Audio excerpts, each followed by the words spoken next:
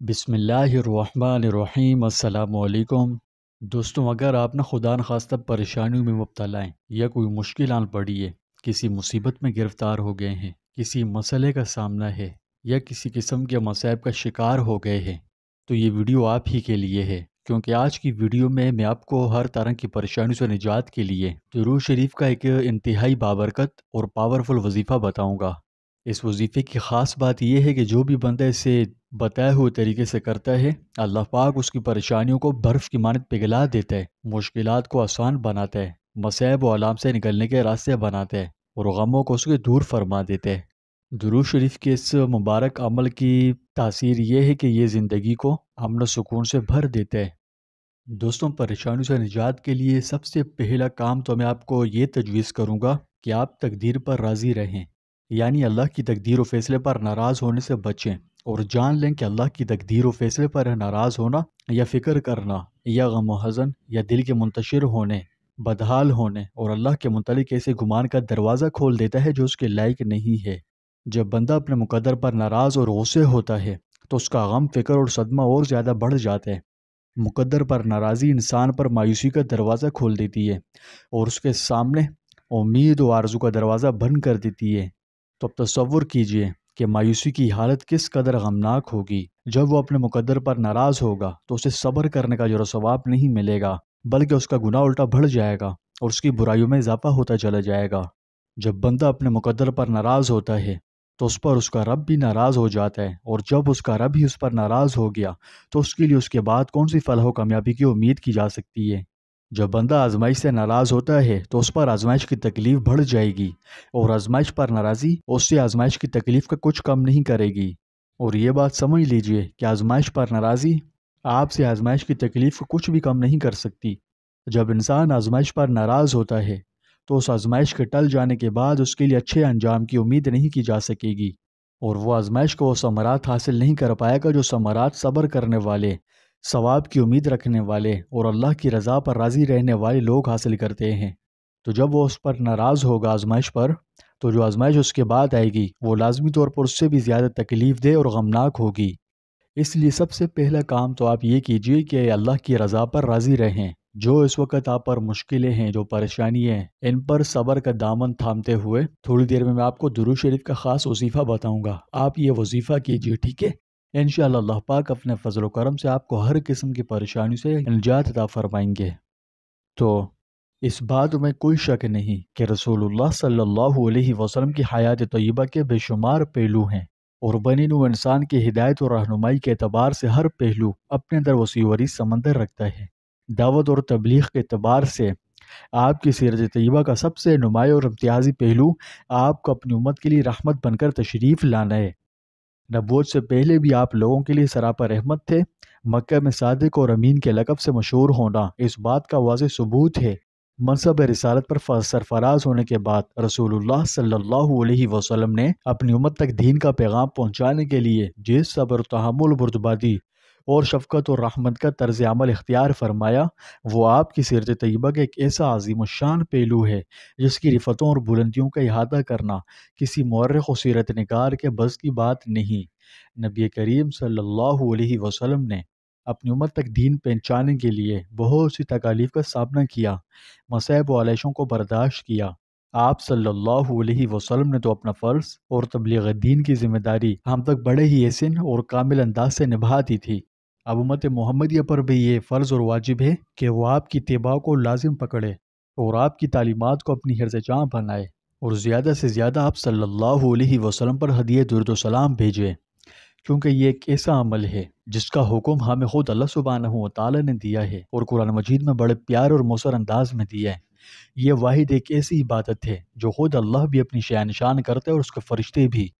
پھر ہمیں بھی اللہ پاک نے اس عمل میں شامل ہونے کا حکم دیا ہے۔ چنانچہ اللہ رب العزت نے ہمیں آپ صلی اللہ علیہ وسلم پر درود و سلام کی تلقین اپنے کلام مجید میں بڑی شاندار تمہید کے ساتھ فرمائی ہے۔ فرمایا، بے شک اللہ اور اس کے فرشتے نبی صلی اللہ علیہ وسلم پر درود بھیجتے رہتے ہیں۔ اے ایمان والوں، تم بھی آپ صلی اللہ علیہ وسلم پر خوب صلاۃ و سلام بھیجو۔ اس آیت مبارکہ میں اللہ رب العزت نے اہل ایمان کو حضور صلی اللہ علیہ وسلم پر صلاۃ و سلام بھیجنے کا حکم عام ارشاد فرمایا ہے۔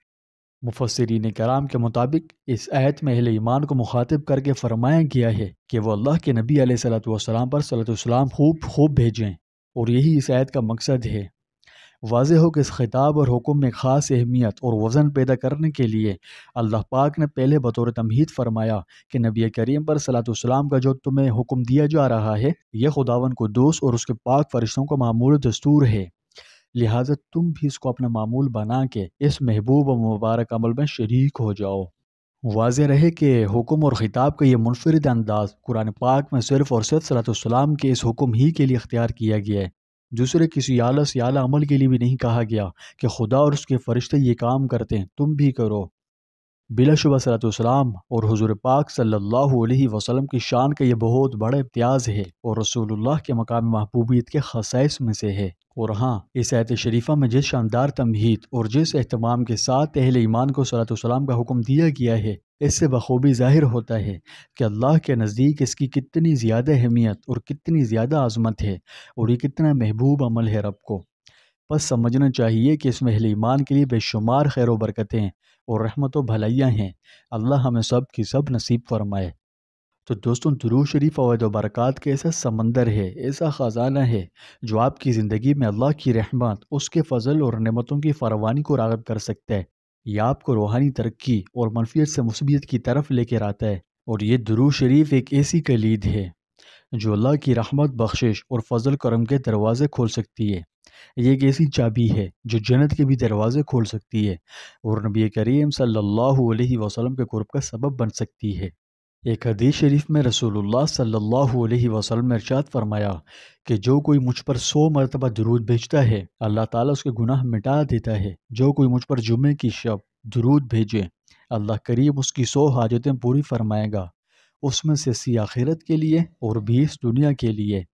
تو خلاصہ یہ ہے کہ درود شریف پڑھنے سے بے شمار دینی و دنیاوی فوائد حاصل ہوتے ہیں، اس کی برکتیں بے شمار ہیں۔ یہ طرح طرح کے مصائب عالم سے نکلنے میں اللہ کی مدد کو مدعو کرتا ہے، اور یہ مبارک عمل اللہ کا بہت محبوب عمل ہے۔ اس میں اللہ کی رحمت کو جوش میں لانے کی حیرت انگیز طاقت مخفی ہے۔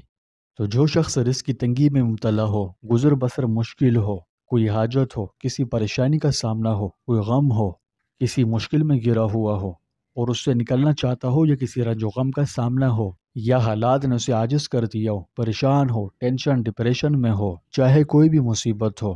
چاہیے کہ امن و عافیت حاصل کرنے کے لیے اٹھتے بیٹھتے سفر و حضر، سوتے جاگتے ہر حال میں حضور اقدس صلی اللہ علیہ وسلم پر درود شریف کثرت کے ساتھ پڑھیں۔ خشوع و خضوع کے ساتھ جتنا زیادہ ہو سکے پڑھنے کی کوشش کریں۔ ایک دن میں کم از کم 313 مرتبہ لازمی پڑھے، کیونکہ جو شخص ایک دن میں 313 مرتبہ درود شریف پڑھتا ہے وہ اللہ کی نظر میں بہت خاص مقام پا لیتا ہے۔ اس لیے کوشش کیجیے ایک دن میں کم از کم 313 مرتبہ درود ابراہیمی لازمی پڑھیں۔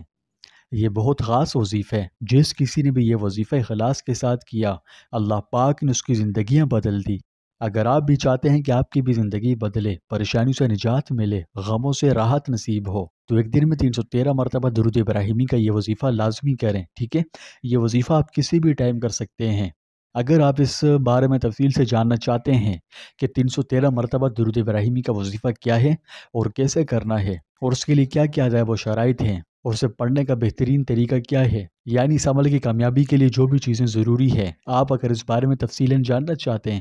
تو اس پر میں نے کافی تفصیلی ویڈیو بنائی ہوئی ہے،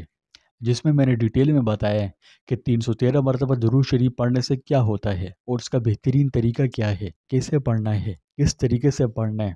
تو خیر، اس بارے میں اگر آپ وہ جاننا چاہتے ہیں تو اس ویڈیو کے کومنٹس میں آپ کو ایک لنک ملے گا،